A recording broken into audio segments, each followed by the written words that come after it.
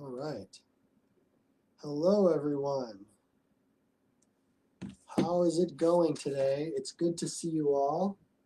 It looks like we're loading up here okay. Facebook is being a little bit weird. What's going on here? There we go. Now it looks normal. Thanks, Facebook. All right. Hey, guys. It's good to see you guys on another, what day? This is February's question and answer session with Dan. It's good to be back. All right, so I guess I'll just jump into it. I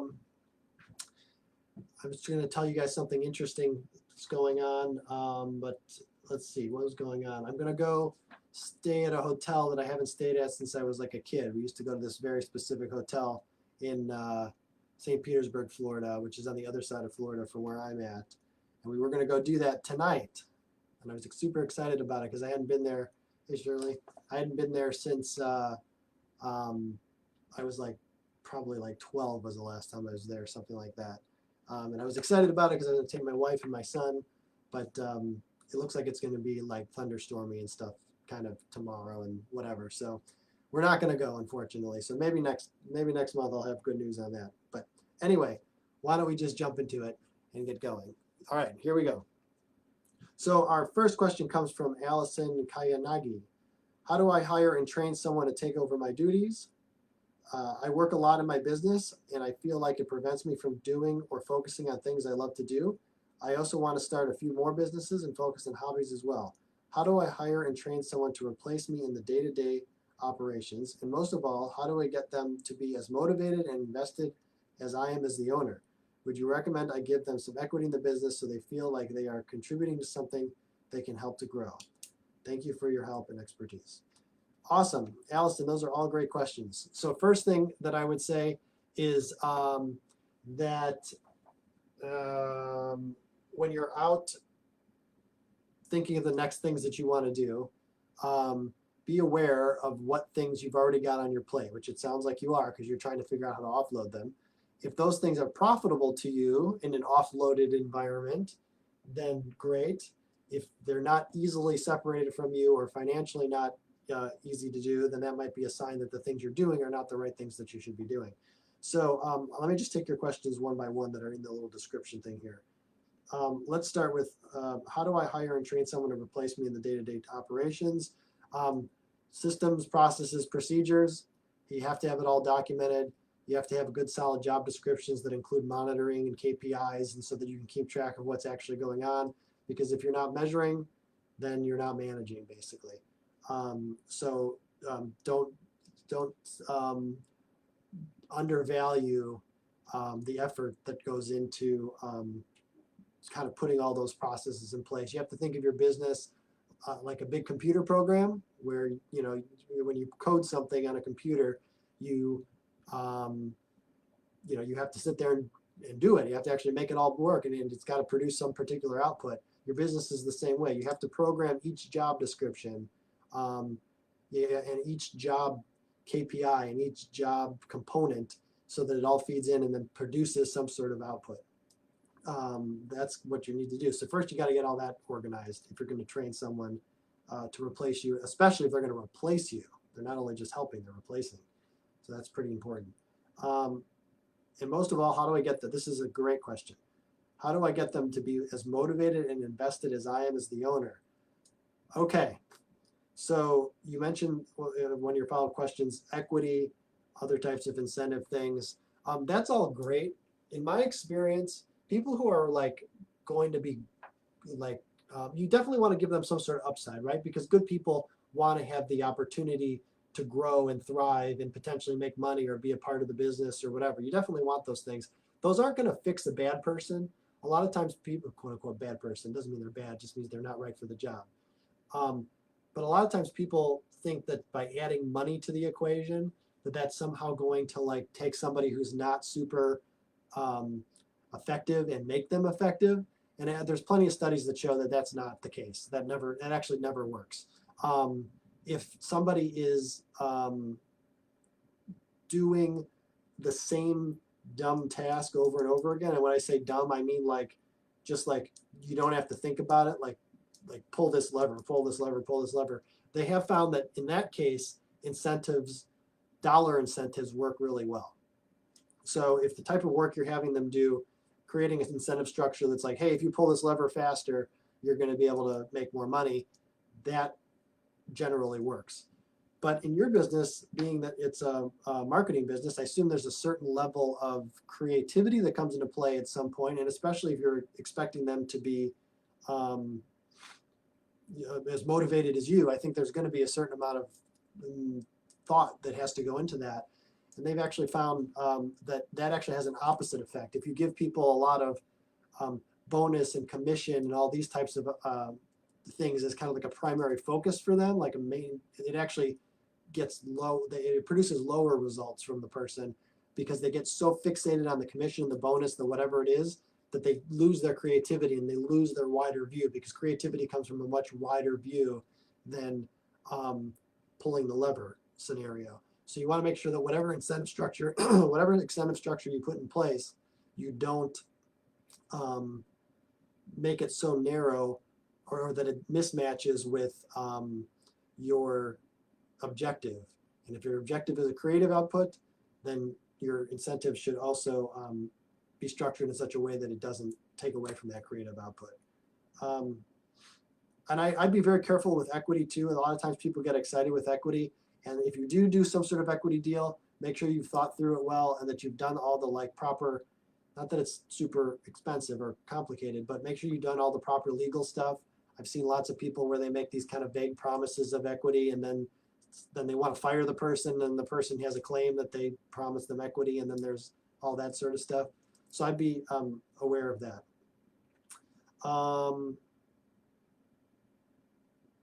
Yeah, getting people motivated to invest as an owner. I also found a thing, I think it was BlackRock. BlackRock, it was either one of the big kind of hedge fund PE groups. They were saying that what they found is that when you buy a company, if you take out the ownership by more than 51%, like to the point where I bought in and now I have these minority people running the business, minority owners, they're not as motivated. They don't think of it as their business anymore. They think of it as somebody else's business. So what, in my own personal experience, what I found to be helpful, and this was like a major revelation for me, and maybe it'll be different for you, but for me, this was a major revelation because my entire focus, my whole career, up until about a couple of years ago, was I'm going to own this thing 100% and I'm going to control this thing 100% and I'm going to be the boss. That was kind of like my thought process, because I want to make sure if it goes crazy. Look at my hair. Did anyone else notice this? Look at this. It's like an angle. How'd that even happen? Sorry, I got distracted by my own hair. Okay, so if you're going to, I wanted to be focused on what I was doing because I wanted to own everything and control everything. But then what I realized is that people who are motivated by their own ownership and their own minority or rather majority ownership in whatever it is produces a better outcome because then they do own it. So if you're talking about many different businesses here, I would maybe consider really thinking about what is the value you bring to the business, like that you want to bring to the business, and perhaps you look for minority positions in these other businesses instead of starting them from scratch. Maybe you look for minority things where you can bring very specific skills. You can bring your very specific skills and help someone else run and move things forward in a way. Because that way then they really are the motivated owner and you're providing your value and adding what you do into the mix, which makes you both better. But then you don't have to worry about trying to keep them quote unquote motivated to keep things going. Just a thought. All right, next question. Heather Brockman. Is there an average training period I should be working towards with new hires? We currently have our on-the-job training set at 80 hours to cover all aspects of the company. The processes, the vehicles, and this all followed by a test to make sure they understand and can implement everything. It is a paid training, of course, but for groomers who are used to making commission, it is a drastic change. $100 a day for paid training. This may have cost me a new hire. I'm now wondering, do I keep the training thorough and a mandatory 80 hours so it is the same across the board, or do we tweak it for each person?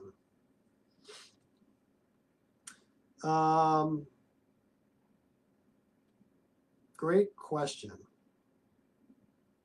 So I would say that if you found that 80 hours of training is effective and like creates the uniformity and the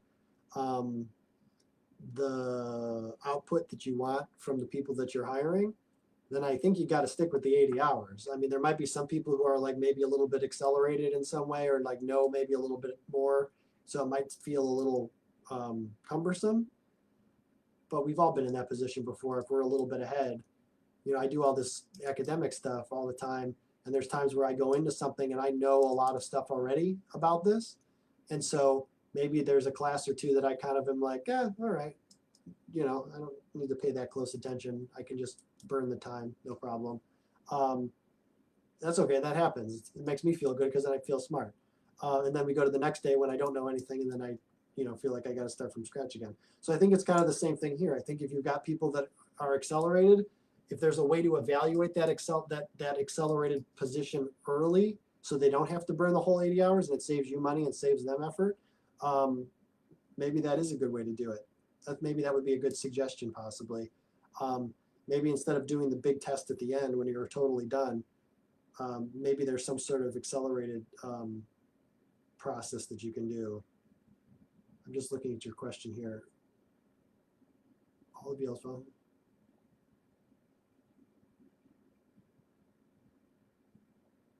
Yeah, I would maybe look and see if there isn't some ways of evaluating throughout the process to be able to speed things up and skip over things. Maybe that would actually be helpful. But again, I would err on the side of quote unquote training too much, not too little, especially because I know your business, you've got people out on the road in vans and vehicles doing things. So they're not like, you know, in in an office where you can keep an eye on them. They have to be independent and responsible for themselves. So I would not chintz on the training. I've also heard that it takes up to 40 hours for every 1 hour of work that you're training somebody to do. So if the activities are 2 hours worth of activities repeated multiple times throughout the week, that makes up the job, then 80 hours would probably be about right to get them trained, roughly. Okay, thank you for that. Great question. Allison Koyanagi, again, how do you feel, or start over. How do you deal with employees lying to you? Oh boy. It's another question. My other one wasn't answered yet. Hope this is okay. Allison, yesterday I found out that someone that works for me has been lying about the work she's been doing and using company time to do other work that has nothing to do with the tasks I assigned her. She also went against the confidentiality agreement she signed by using techniques and strategies I taught her for our agency's work for other work she's been doing and lying about. Wondering how you've dealt with a situation like this before and how I should approach the situation. Well, the confidentiality agreement using techniques and strategies right off the bat is a little bit tricky because unless your techniques and strategies are really unique or you've got proprietary IP documents, that sort of thing, you know, it is what it is. If you got something super prior, you know, IP type stuff that she used and wasn't supposed to be using it, I mean, that's then be done with her then, like fire her, I guess. Because that's kind of a big deal. If those are your things and that's how you make money and you spent your own time and effort and risk to build those things, she can't just take those and use those to make money on the side. So that's definitely tell her to hit the road. And just the fact that she was double dipping on your time, if you're paying her to do something and she's doing something else at that same time. Now it depends how you're paying her. If you're paying her as an hourly employee and you're expecting her to be there working at this time and she's, you know, her time is committed to you at this time and now she's doing something else, that's kind of a problem. If you're paying her more as a 1099 I expect you to generally get this thing done in this rough time frame, and she's doing other things as well. Unless you had some sort of clear statement that said she's exclusive to you, then maybe that's different. But because you use the word lying to you, I would take that to mean that you were clear in your expectations of how this was supposed to work, and she went against that. Then just fire her. I mean, if you don't think you can trust her to do these things, and you don't like her work, and she's not a good culture fit, or any of the above, then you might need to find somebody else, because it's not worth messing around with somebody who is not a good fit for you and your company. Because eventually, even if you succeed with them, there will be issues that get bigger and bigger over time. But just be direct. You want to know how to handle the situation, specifically how to talk to him, to her. Just be direct. Just say what you just said here in this little paragraph. And be like, hey, and then know where you're going with it. Know if you're going to fire her, or if you're going to say, hey, this is a warning, you can't do it again. Know where you're going with it, but be direct and be clear. Be specific about your feelings. Be specific about how it affects the business. Sometimes when people, I don't know how old the person is, but sometimes when people are young or inexperienced, they'll sometimes just do stupid things and not even think about it. And sometimes you can kind of help them along the path to being a better professional. So that would be a good way to kind of approach it. Okay. Next question. Judith Garcia. If I want to own a salon, would I have to learn to perform the services offered, or can I simply hire employees for this and just manage? I'm looking to open a salon with 2 friends, one who is a nail tech and the other specializes in lash extensions. I would just want to own and operate the business unless it's been best to learn a salon skill. This is a great question. I'm super excited about this question because I would probably use this question as a sample for other things, for people in general. Okay, so here's why I'm excited about this question. The answer is no, you don't have to learn it.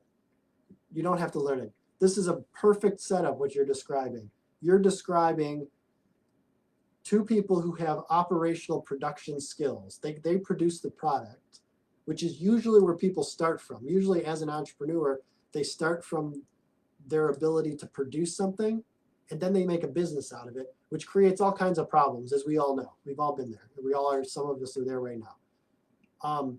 It creates all kinds of problems because now we have the production and we have the operating of a business, which are 2 different skill sets and 2 different things to focus on, really, at the base.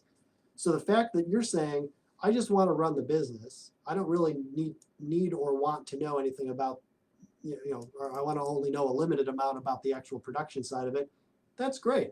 That's totally cool. Most of the things that I do, I don't know. I know the business. See, one of the things that I've always said to people is that business is business. At the end of the day, it doesn't matter if you're cooking hamburgers, or you're cutting hair, or you're putting astronauts on the moon or the space station or wherever they're putting them right now.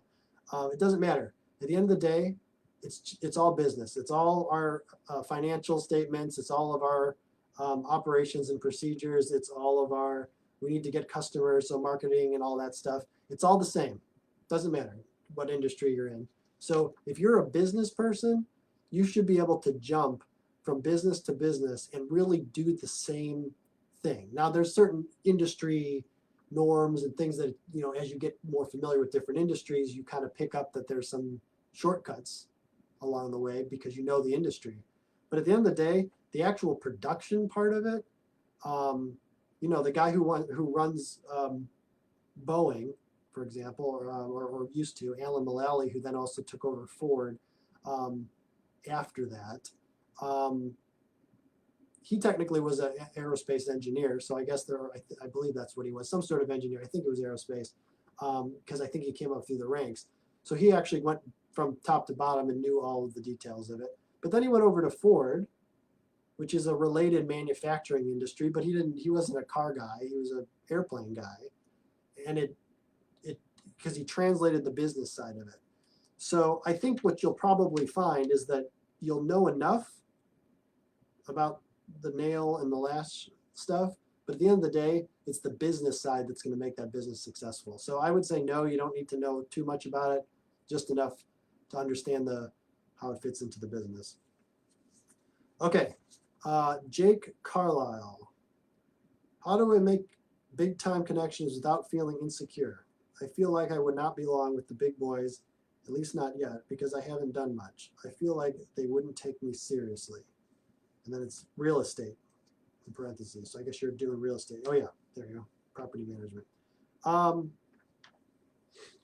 That's a tough one. So like my own personal experience with that is I dealt with that for a long time as well as I kind of moved through as I grew up as an entrepreneur and as a person. One of the things where I realized that I was the same as everybody else was when I realized that they were the same as me, if that's kind of a way to say it. I joined different groups that kind of put me in contact with people. And when I had lunch with Ron Barron from Barron Funds, who's a 3 or 4 billionaire type guy. And I sat there and we talked about stuff. And he's an older guy. I mean, he's whatever, late 70s, 80 now, probably something like that. And my conversation with him, I was thinking, we were at his office in New York, and he's got an office on the southeast side, I believe, of the park. It's either southeast or southwest. I can't remember which corner. Top floor, whatever, all this space.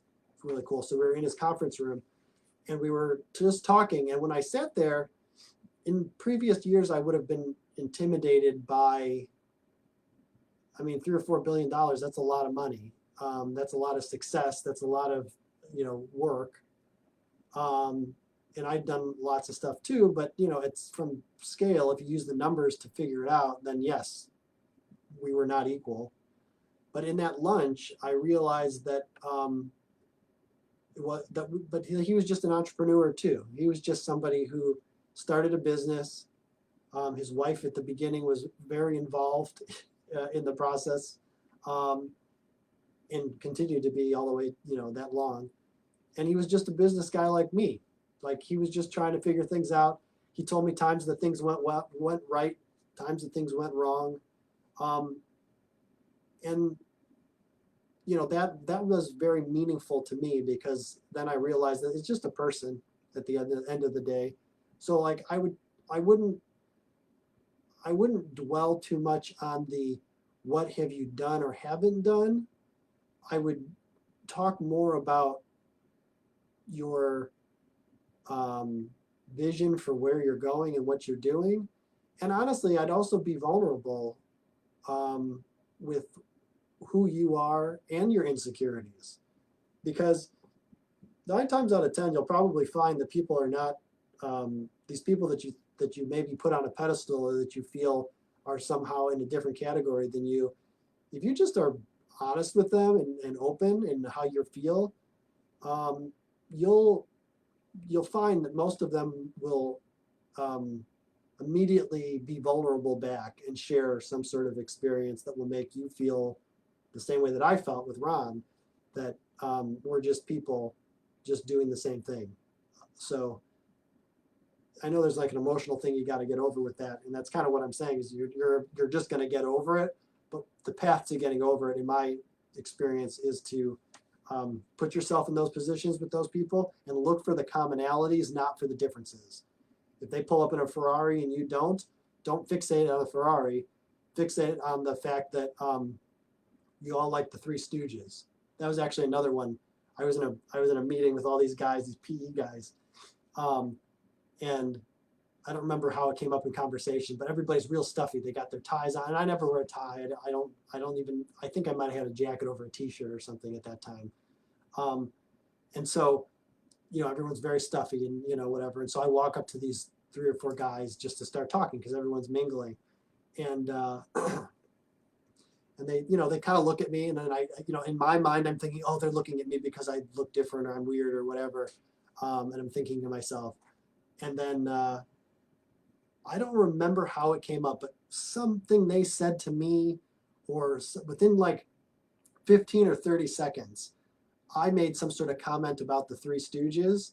And then one of the guys, like, his entire face changed in terms of like, yeah, I like the Three Stooges too.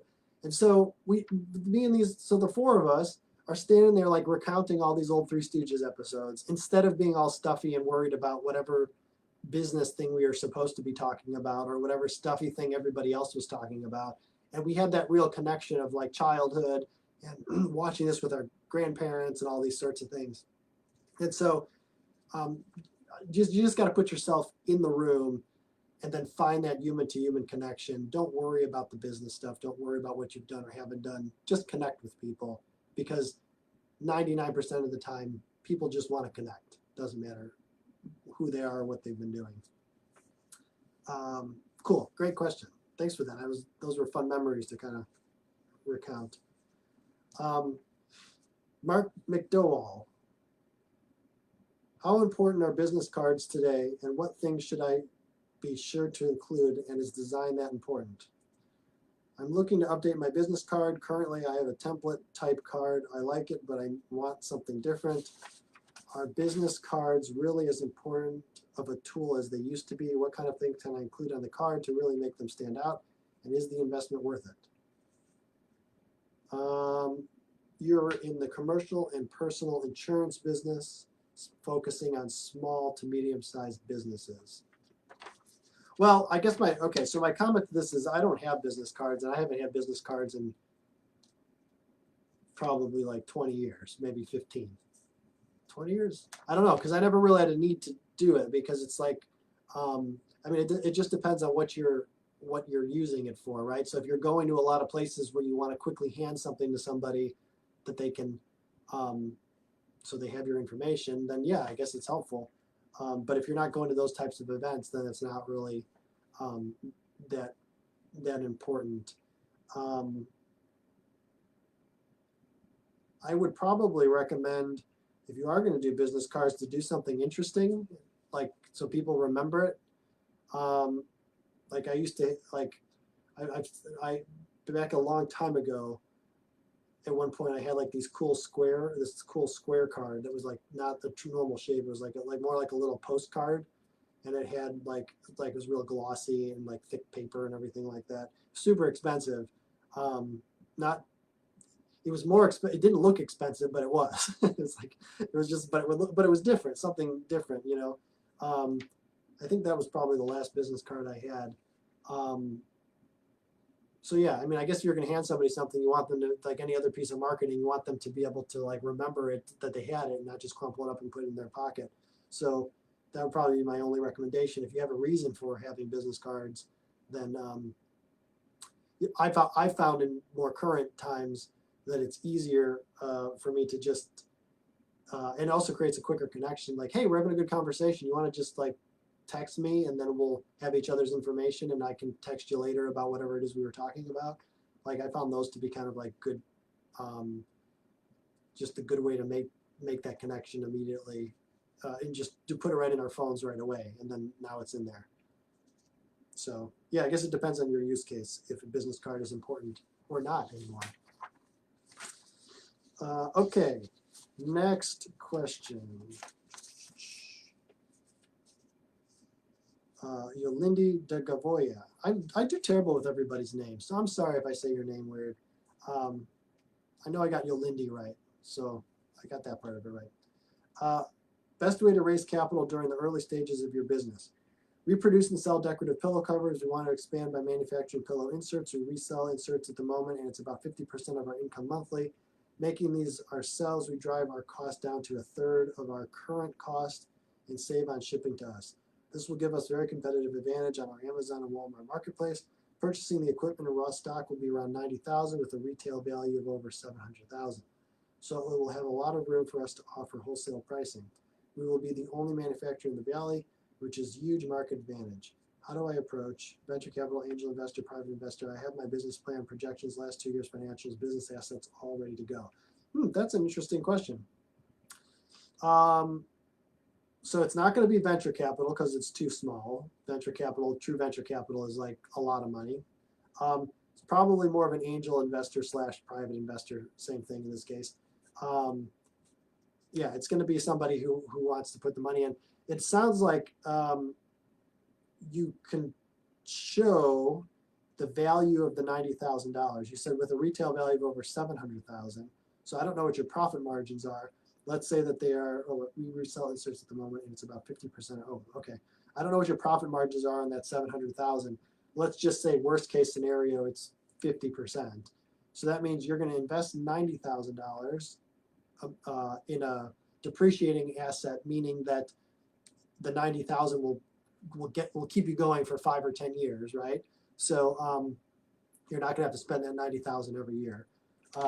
It sounds like you'll be able to more than pay that immediately within the first year, assuming that 700K is a 1 year time horizon.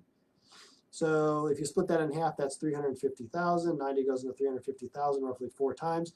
So you're saying that within the first quarter, if I'm figuring this out correctly, and everything starts at that speed, at like a uniform pace and doesn't have to ramp up, within the first quarter, you'd have the $90,000 paid back. And you've got your projections and stuff that will probably confirm probably a time that takes longer than just a quarter, but something like that. Sounds super profitable. I don't know. I would probably, yeah, I mean, hey, send it to me. I'd be curious to look at it and just see. Might be a nice little project, because if you've really got that close of a connection and the risk is limited, you might even be able to convince an investor, yeah, to just kind of fund the whole thing and you'll be done with it. If it's equipment and stock, just remember that equity is the most expensive, way of financing something.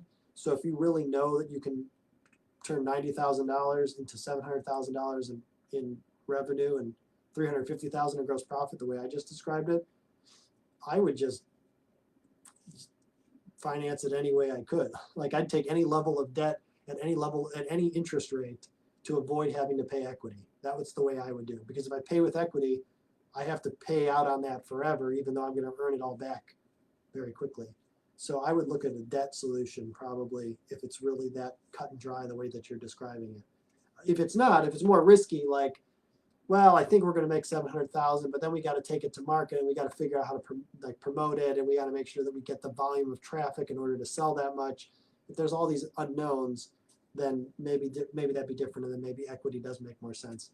But from your perspective, if it is a fairly cut and dry, I buy this, I do this, I get the money, then I would just use debt at any rate, wherever I can get it from, because that would be cheaper than equity over the long term. Because I won't be carrying it very long. I'd only be carrying it for a short period of time.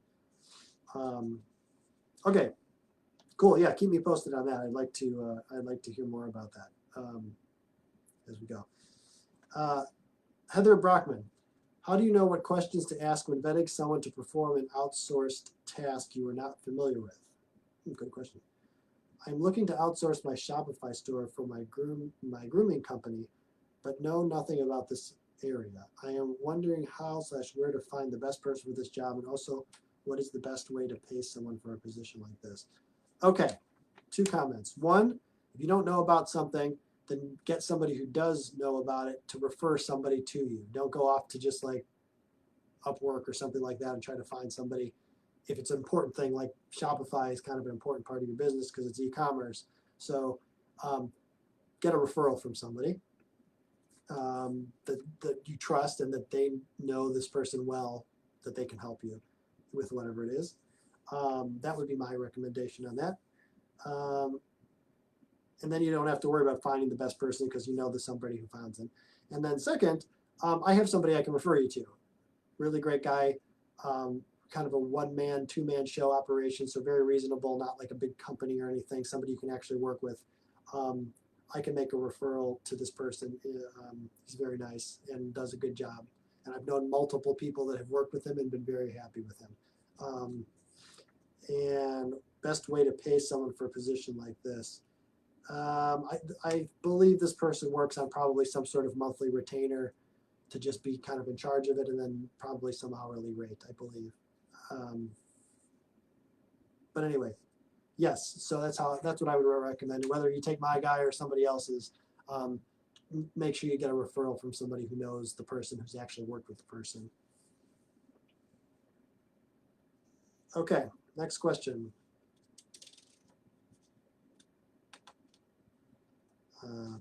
We can't turn the page. My pages are stuck together here. There we go. Caleb Coates. When beginning to look for funding in businesses or sale, should a person form a board of directors beforehand? The question refers to my interest in buying a few businesses of the same niche from different motivated sellers to combine into one business. With my lack of experience in this, I thought a board of directors with knowledge would be of assistance. Great question, and I love what you're doing. That's what I do and have done in the past.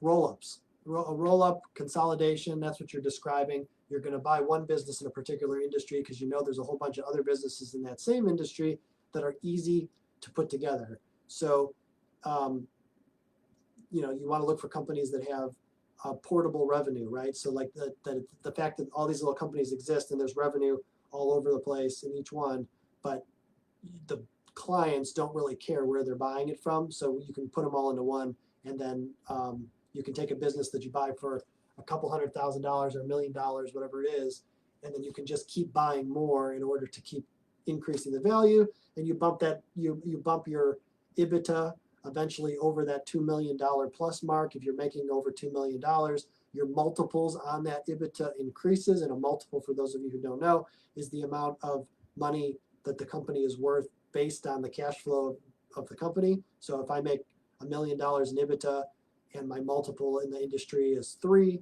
that company's worth $3 million roughly. But there's certain thresholds where once you break certain points, the multiples just increase because of the scale. So like a company that makes $1 million is only a 3 multiple, but a company that makes $5 million is a 5 multiple. So I could buy up a bunch of 3 multiple $1 million ones. I could buy 5 of them, let's say, get myself to $5 million in EBITDA, and now I not only have just a generally bigger business, but I have 2 more multiples on top of where I bought from. So just by buying them and putting them together, I've increased the value. So I love that model. It's a great model if you find a great industry to work in. To answer your question, I don't think you need a real board of directors. I think I'd like to hear about what you're doing, like legit. Like I'd really be curious to hear, because I love roll-ups. And so maybe I can point you in the right direction to get you rolling. You're gonna need you're gonna need some backing in terms of funding and advising. But I think the key thing there will be, do you know the industry? Like, have you been in the industry before? What's your experience with the industry? Do you understand how to move revenue out of one company and into the new company, and what that integration process looks like? Those are the questions that you'll have to answer, and I can help ask those questions, and we can find out what your answers are, because that's what an investor is going to look at. That's what a bank is going to look at. I can give you the questions that you'll have to answer to make all that work. So we'll have to connect on that, because they're going to ask, well, do you know this industry? Do you know how to put things together? What's your experience in the past doing this sort of thing? And if you don't have a lot of experience doing this exact sort of thing, you got to show kind of complementary experience on somewhere else that kind of, matches it up. And it doesn't hurt to have an advisor, as you're describing. You don't need a whole board, but at least one advisor who can bring some credibility and oversight to what you're doing. So anyway, I'd be curious to hear what industry you're talking about going into. Very exciting. I could tell a quick story about that. I didn't do this one, but a friend of mine did this. They were doing the consolidation roll-up model. It was in the what do you call it? Call center space. They were rolling up call centers. They bought their first one, and then they rolled up a whole bunch of them. And call centers are great because people don't care about who's making the calls. If I'm a client to this company and they merge with another company, doesn't matter that the clients are serviced the same as long as the quality is the same. They don't care. They just keep paying. So anyway, they were buying call centers. And it was over a very short period of time, maybe like 7 years, something like that. They went from zero to like, it was close to $80 million exit at the end of it. And it was all debt financed. Going back to the debt equity question, right? It was two partners, and they did it all with debt, all with SBA funding, I believe, mostly, which was great for them, because if you don't have a ton of equity partners, when you sell for $80 million, you pay off your debt. As I was saying earlier, debt's the cheapest form of financing. Well, cash flow is the cheapest form of financing. After that, it's debt. And so they sold it. They paid off the debts. And going back to that multiples thing, you know, the multiples were way increased because the company was so big at that point. So they made like $30 million each on that $80 million, something like that, in 7 years. So it was a great exit for them by staying focused on what they were doing and putting it all together using debt instead of equity. Okay, next one. Abraham Marcos. This is my last one too. How do I come up with my SOPs? I don't have any besides in our heads as to how we all do things, and would really like to make things easier for all of us. I feel this would give us the clarity to keep growing and teach how we do things as a team. I have an air conditioning and heating service business in Los Angeles, Hollywood, San Fernando Valley areas. Thanks in advance. Okay, so SOPs is something I know a little bit about. First thing you're going to want to do is, as you understand it to be, make a clear org chart. And I don't mean from like just some academic practice, like make an org chart, like whatever, like the functional org chart, the way that it is today, and the way that you want, well, the way it is today and the way you want it to be, I guess. You can kind of combine the two. So first do it the way that it is today, look at it, and if you don't like it, rearrange it the way you think it should be. That would be more efficient, so that you understand who's doing, like who's reporting to who and who's responsible for what, right? So like first break it down kind of just in broad terms. Then the next thing you do is you do job descriptions for everybody. And when I say a job description, some of you probably heard me say this, I don't mean like the kind of like BS job descriptions that we post on Indeed of like must have 5 years experience, blah, blah, blah. I don't mean that. I mean, maybe that's on there somewhere, but that's not important. What's important is that that job description is more of a job instruction manual. It's still only 1 or 2 pages. It's not super crazy, but it's basically like a checklist of here's the things that have to be done for this job, the person doing this job to be successful. And for them to be successful, we can check off the box every day or every week at the longest time frame. Did they do all the things that they were supposed to do? And you do that all the way down for each job, whatever it is. Now we know what everyone is supposed to be doing, again, at a little bit more detailed level of like, and how it all fits onto the org chart. And then you can kind of get into your SOPs of, okay, so when this person does this thing, yeah, we want to check the box that yes, they did it. How do they actually do that? And then you literally just, depending on what, I mean, you're doing real world stuff because you're out in the world and you're not doing like digital things. I like to, like, you can either bullet point it, write it down, like you can say step 1, do this, step 2, step 3, all the way down, so that it's like a checklist of process. The other thing that you could do, which is actually super cool and maybe is easier sometimes, depending on how you like to work, is I like to make training videos or like SOPs as a, here's how you do it with a video.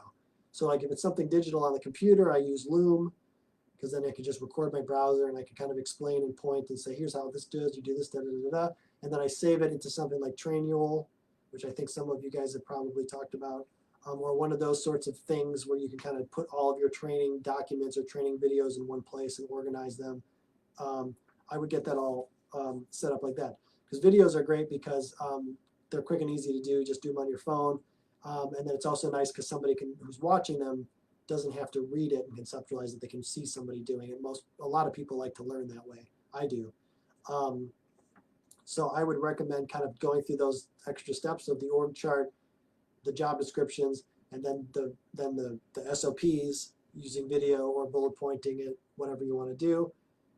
Because then the last step is you take your training materials and you directly link them onto your job description. And I have a sample of this which I can share with anybody who wants it. Because that job description thing with the checklist of here's the things that I do to be successful also should have the resources for me to be successful. So that way when I hire somebody or I'm going to train somebody, they can literally have that on their desk or in their truck or wherever it is that they're working. And if at any point they're like, what should I be doing right now? They could go to the list, they can see what they're supposed to be doing, and then wait a second, I don't quite remember exactly how to do that. They can click on the thing that says, here's the SOP for that. They watch the video and now they know how to do it. So at that point, they're very independent of everybody else because both the expectations and how to execute on those expectations are clearly defined within this machine that you've built. I'm working on this with like multiple companies at this point. My company that I was just talking to right before going live here is in South Africa. I've been working with them for a little over a year now.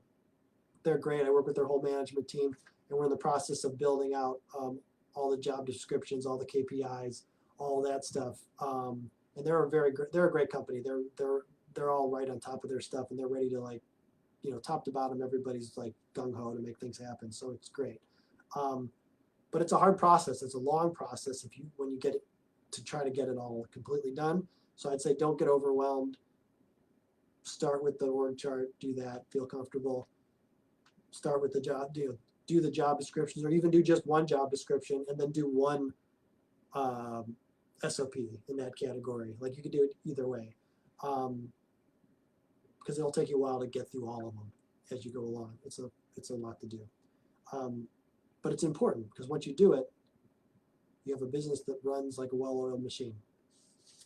Okay, I think that's probably going to be it. I'm really happy to talk with you guys. I'm going to see some of you guys in Nashville at the end of the month, so that'll be super exciting. And that's it. I think I'm done for today.